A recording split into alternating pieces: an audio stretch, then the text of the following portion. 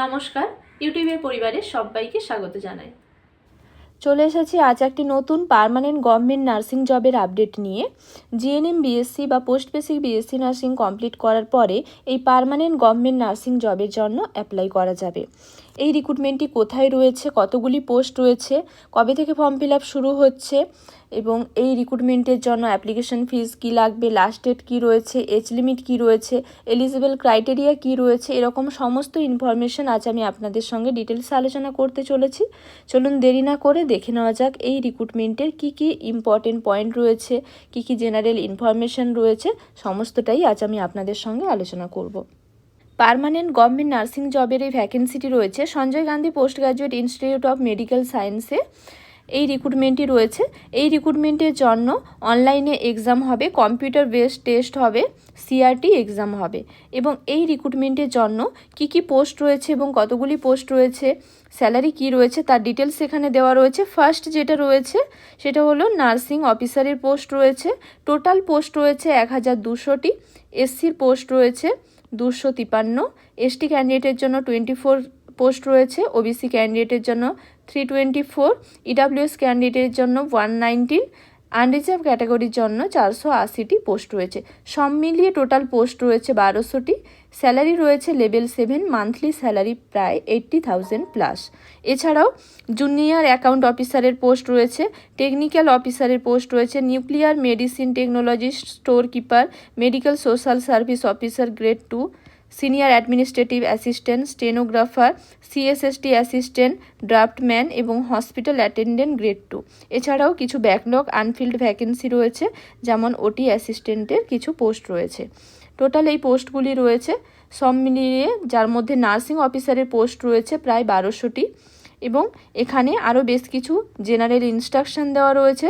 যেমন এই রিক্রুটমেন্টের জন্য আগেই বললাম অনলাইনেই ফর্ম ফিল আপ করতে হবে এবং যারা অলরেডি জব করছেন সেক্ষেত্রে নো অবজেকশন সার্টিফিকেট লাগবে, সেটা এখন লাগে না, যখন ডকুমেন্টস ভেরিফিকেশন হবে সেই সময়ে নো অবজেকশন সার্টিফিকেট সাবমিট করতে হবে। তাই যারা রেগুলার যারা এমপ্লয়ি রয়েছেন তাদের ক্ষেত্রে থ্রু প্রপার চ্যানেলে ফর্মটি ফিল আপ করতে হবে, অর্থাৎ এনওসির জন্য থ্রু প্রপার চ্যানেলে ফর্ম ফিল আপ করতে হবে। এছাড়া আরও বেশ কিছু এখানে ইনফরমেশন দেওয়া রয়েছে, যেমন অ্যাপ্লিকেশন ফিজের একটি ডিটেলস দেওয়া রয়েছে। আনরিজার্ভ ক্যান্ডিডেটদের ক্ষেত্রে 1180 টাকা লাগবে অ্যাপ্লিকেশন ফিজ, ওবিসি ডাব্লিউএস ক্যান্ডিডেটদের ক্ষেত্রে 1180 টাকা, এসসি এসটি ক্যান্ডিডেটদের ক্ষেত্রে অ্যাপ্লিকেশন ফিজ লাগবে 708 টাকা। এবং এখানে আরও বেশ কিছু ডিটেলস রয়েছে, কিছু রিজার্ভেশন ডিটেলস রয়েছে, সিট কিছু রিজার্ভ থাকবে তার ডিটেলস এখানে দেওয়া রয়েছে। এবং যারা ইডাব্লিউএস ক্যান্ডিডেট রয়েছেন সেক্ষেত্রে ফিনান্সিয়াল ইয়ারের সার্টিফিকেট লাগবে, ওবিসি ক্যান্ডিডেটদের ক্ষেত্রে ওবিসি সার্টিফিকেট বা যা ক্যাটাগরি রয়েছে তার সার্টিফিকেট লাগবে। এবং এখানে হরাইজন্টাল রিজার্ভেশনেরও কিছু ডিটেলস দেওয়া রয়েছে, কিছু ভার্টিক্যাল রিজার্ভেশন রয়েছে, যেমন এসসি ক্যান্ডিডেটের জন্য 21%, এসটি ক্যান্ডিডেটের জন্য 2%, ওবিসি ক্যান্ডিডেটের জন্য 27%, ইডাব্লিউএস ক্যান্ডিডেটের জন্য 10%। আর হরাইজন্টাল রিজার্ভেশনে ডিভাং ক্যান্ডিডেটের ক্ষেত্রে 4%, এক্স সার্ভিসম্যানদের ক্ষেত্রে 5%, ডিপেন্ডেন্ট অফ ফ্রিডম ফাইটারের ক্ষেত্রে 2% এবং ফিমেল জেন্ডারের ক্ষেত্রে 20% সিট রিজার্ভ থাকবে। নেক্সট এজের কিছু ডিটেলস রয়েছে, এজ লিমিট কি রয়েছে এখানে যেটা বলা রয়েছে, ফর্মের যে অ্যাডভার্টাইজমেন্ট ডিটেলস, এই ফর্মের যে একটা নোটিফিকেশান হয় সেই নোটিফিকেশান যদি 1 জানুয়ারি থেকে 30 জুনের মধ্যে যদি বেরোয় সেই অ্যাডভার্টাইজমেন্ট, তাহলে এজ ক্যালকুলেশনের কাট অফ ডেট হলো 1 জানুয়ারি 2025। তো এই অ্যাডভার্টাইজমেন্টের এখানে অ্যাডভার্টাইজমেন্ট নম্বর এখানে দেওয়া রয়েছে, প্রথমেই এখানে অ্যাডভার্টাইজমেন্ট নম্বর রয়েছে এবং এই অ্যাডভার্টাইজমেন্ট পাবলিশিং ডেট হলো 13 তারিখ, এই মাসের জুনের 13 তারিখ। তো সেক্ষেত্রে এখানে এজের ক্ষেত্রে কাট অফ যে ডেট আছে সেটা হবে 1 জানুয়ারি 2025, এটাই হচ্ছে এজের কাট অফ ডেট। এবং এই 1 জানুয়ারি 2025 অনুযায়ী এজ লিমিট হচ্ছে এখানে 40 ইয়ার্স, 18 বছর থেকে 40 বছর পর্যন্ত অ্যাপ্লাই করা যাবে। এছাড়াও এখানে ক্যাটাগরি অনুযায়ী এখানে আপার এজ লিমিটের কিছু রিল্যাক্সেশন রয়েছে, তার ডিটেলস এখানে দেওয়া রয়েছে। নেক্সট এবার চলে আসে যেটা মোস্ট ইম্পর্টেন্ট পার্ট, সেটা হচ্ছে কোয়ালিফিকেশান এবং এক্সপিরিয়েন্স এবং আদার্স কিছু প্রেফারেন্সিয়াল কিছু কোয়ালিফিকেশানের ডিটেলস এখানে দেওয়া রয়েছে। এবং যে কোয়ালিফিকেশান লাগবে সেটা অবশ্যই 1 জানুয়ারি 2025 মধ্যেই কিন্তু কমপ্লিট থাকা চাই। ফার্স্ট চলে আসি নার্সিং অফিসারের যে পোস্টটি রয়েছে, এই পোস্টের জন্য কি কোয়ালিফিকেশান লাগবে। ইন্ডিয়ান নার্সিং কাউন্সিল রেকগনাইজড কোনো ইনস্টিটিউট বা ইউনিভার্সিটি থেকে যদি বিএসসি নার্সিং কোর্স করা থাকে বা যদি post basic BSc nursing course করা থাকে এবং তার সাথে ইন্ডিয়ার যে কোনো স্টেট নার্সিং কাউন্সিলের রেজিস্ট্রেশন সার্টিফিকেট থাকলেই এই নার্সিং অফিসার পোস্টের জন্য অ্যাপ্লাই করা যাবে। এক্ষেত্রে কোনো রকম কিন্তু এক্সপিরিয়েন্স লাগছে না। নেক্সট এবার চলে আসি জিএনএম ক্যান্ডিডেটদের ক্ষেত্রে। জিএনএম ক্যান্ডিডেটদের ক্ষেত্রে কিন্তু এক্সপিরিয়েন্স লাগবে। ইন্ডিয়ান নার্সিং কাউন্সিল রেকগনাইজড কোনো ইনস্টিটিউশন থেকে জিএনএম কমপ্লিট করার পরে রেজিস্ট্রেশন সার্টিফিকেট থাকা চাই এবং এখানে বলা রয়েছে 2 ইয়ার্সের এক্সপিরিয়েন্স লাগবে। মিনিমাম 50 বেডেড হসপিটালের ওপর 2 ইয়ার্সের এক্সপিরিয়েন্স লাগবে এবং সেই এক্সপিরিয়েন্স কবে থেকে কাউন্ট হবে এখানে বলা রয়েছে। এডুকেশনাল কোয়ালিফিকেশন যেটা চেয়েছে মেনশন টু 1 মানে কোর্স কমপ্লিটের পর থেকে 2 ইয়ার্সের এক্সপিরিয়েন্স লাগবে তেমনটাই এখানে বলা রয়েছে। এছাড়াও যে আদার্স যে পোস্টগুলো রয়েছে তারও এখানে কি এলিজিবল ক্রাইটেরিয়া রয়েছে, কোয়ালিফিকেশান কি লাগবে তার কিন্তু এখানে কমপ্লিট ডিটেলস দেওয়া রয়েছে। নেক্সট এবার কিভাবে অ্যাপ্লাই করা যাবে তার কিছু ডিটেলস এখানে দেওয়া রয়েছে। রিসেন্ট স্ক্যান কালার ফটোগ্রাফ লাগবে, সেটা জেপিজি বা জেপিজি ফরম্যাটে থাকা চাই। ফাইল সাইজ ম্যাক্সিমাম এখানে 80 KB দেওয়া রয়েছে। স্ক্যান সিগনেচার লাগবে, নিজের সিগনেচার স্ক্যান করে আপলোড করতে হবে, ফটোগ্রাফ আপলোড করতে হবে, তার সাইজ এখানে দেওয়া রয়েছে। সাইজ এখানে বলা রয়েছে, এক্ষেত্রেও ম্যাক্সিমাম সাইজ হলো 80 KB। ভ্যালিড ইমেল আইডি এবং মোবাইল নাম্বার লাগবে। স্ক্যান্ড ইমেজ লাগবে, মার্কশিট এবং সার্টিফিকেট 10, 12। এছাড়াও যা কোর্স করা রয়েছে GNM, BSc, post basic BSc nursing বা আদার্স যে পোস্টগুলো রয়েছে তার জন্য গ্র্যাজুয়েশন যা লাগবে কোয়ালিফিকেশান তার কিন্তু যা সার্টিফিকেট রয়েছে সেগুলো স্ক্যান ইমেজ আপলোড করতে হবে। এছাড়াও কাস্ট বা ক্যাটাগরি সার্টিফিকেট যা রয়েছে সেটাও স্ক্যান করে আপলোড করতে হবে। এছাড়াও এখানে বলা রয়েছে ডোমিসাইল সার্টিফিকেট যদি কিছু পোস্টের ক্ষেত্রে যদি অ্যাপ্লিকেবল হয় সেটা আপলোড করতে হবে। এক্সপিরিয়েন্স সার্টিফিকেট যদি অ্যাপ্লিকেবল হয় সেক্ষেত্রে আপলোড করতে হবে।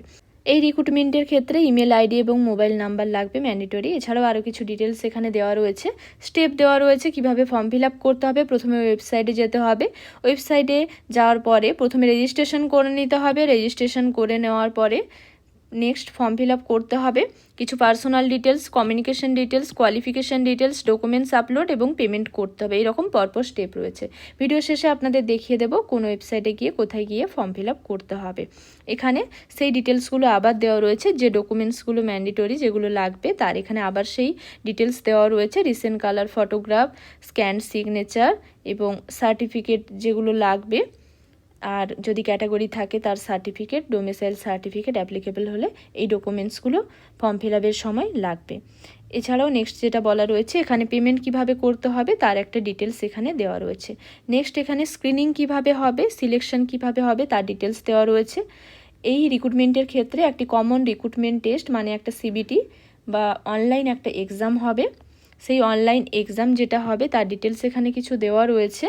SGPGIMS-এর এই যে রিক্রুটমেন্টের জন্য যে এক্সাম হবে এই এক্সাম কিন্তু ইন্ডিয়ার যে মেজর সিটিগুলো রয়েছে সেগুলোতে কিন্তু সেন্টার থাকবে। ওয়েস্ট বেঙ্গলের কলকাতাতেও সেন্টার থাকবে। এছাড়াও এখানে বলা রয়েছে কম্পিউটার বেসড টেস্ট যেটা হবে সেই এক্সাম ইংলিশ ল্যাঙ্গুয়েজেই হবে এক্সেপ্ট গ্রুপ ডি পোস্টের জন্য, বাকি ইংলিশ ল্যাঙ্গুয়েজেই কিন্তু এক্সাম হবে। এক্সামের আগে হল টিকিট বা অ্যাডমিট কার্ড সেটা ডাউনলোড করতে হবে। কমন রিক্রুটমেন্ট টেস্টের জন্য এখানে কোয়ালিফাইং মার্কস বলা রয়েছে, minimum qualifying marks general, EWS, OBC ক্যান্ডিডেটের ক্ষেত্রে 50%, SC ST ক্যান্ডিডেটের ক্ষেত্রে 45% minimum qualifying marks. Syllabus official ওয়েবসাইটে আপলোড হবে। সিলেবাস বলতে নার্সিং অফিসারের ক্ষেত্রে যেমন নার্সিংয়ের সমস্ত সাবজেক্ট থেকে কোশ্চেন থাকবে, তার পাশাপাশি যেমন GK, reasoning, aptitude, general English এরকম কিছু কোশ্চেনও থাকে। সিলেবাস সেটা আপলোড হয়ে যাবে। কমন রিক্রুটমেন্ট টেস্টের ক্ষেত্রে অনলাইনে যে এক্সাম হবে এক্ষেত্রে নেগেটিভ মার্কিংও থাকে, তার ডিটেলস যখন সিলেবাস আপলোড হবে তার সঙ্গেই তার ডিটেলস থাকবে। কমন রিক্রুটমেন্ট টেস্ট হয়ে যাওয়ার পরে স্কিল টেস্ট হয়, তার ডিটেলস এখানে দেওয়া রয়েছে এবং স্কিল টেস্ট হয়ে যাওয়ার পরে সিলেকশন হবে, ফাইনাল মেরিট লিস্ট পাবলিশ হবে, এখানে বলাই রয়েছে তার ডিটেলস। এবার টাই রিসলিউশনের কিছু রুলস রয়েছে এবং রেজাল্ট অফিসিয়াল ওয়েবসাইটে পাবলিশ হবে, তার ডিটেলসও এখানে দেওয়া রয়েছে। আদার্স বেস কিছু এখানে ডিটেলস দেওয়া রয়েছে যেগুলো। নেক্সট এখানে আর কি বলা রয়েছে, এখানে নর্মালাইজেশনের কিছু মেথড বলা রয়েছে। নর্মালাইজেশন মানে সিলেকশন স্কোরিংয়ের কিছু নর্মালাইজেশনের মেথড এখানে দেওয়া রয়েছে। নেক্সট এবার দেখে নেওয়া যাক এই পিডিএফটি কীভাবে ডাউনলোড করবেন, ফর্ম ফিল আপের জন্য কোন সাইটে যেতে হবে এবং এই ফর্ম ফিল আপের লাস্ট ডেট কী রয়েছে। গুগলে গিয়ে টাইপ করতে হবে SGPGIMS or Sanjay Gandhi post graduate institute of medical science. Next official ওয়েবসাইটে যেতে হবে। অফিসিয়াল ওয়েবসাইটে যাওয়ার পরে পেজটি স্ক্রল করলে আপনারা এখানে পেয়ে যাবেন। এখানে বলা রয়েছে recruitment of non teaching post details advertisement. এখানে আপনারা ক্লিক করবেন। ক্লিক করার পরে ডিটেলস অ্যাডভার্টাইজমেন্টে এখানে ক্লিক করলে আপনারা এই পিডিএফটি পেয়ে যাবেন। নেক্সট এখানে পাশে আর একটি অপশান রয়েছে অ্যাপ্লাই অনলাইন, অ্যাক্টিভেটেড হয়েছে 19/6/2025। এখানে ক্লিক করলেই আপনারা ফর্মটি ফিল আপ করতে পারবেন।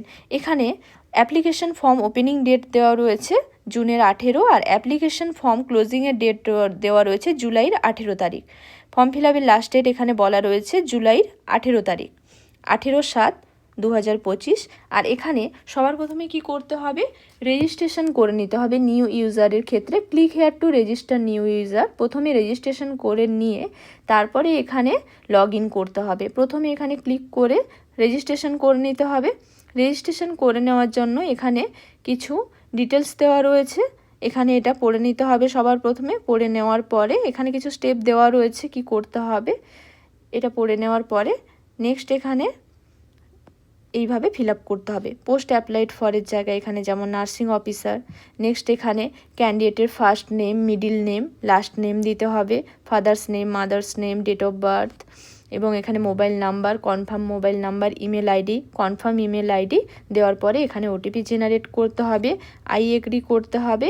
এখানে যে সিকিউরিটি ক্যাপচা দেওয়া রয়েছে এটা সেম এভাবে এখানে টাইপ করতে হবে। টাইপ করার পরে জেনারেট ওটিপি করতে হবে।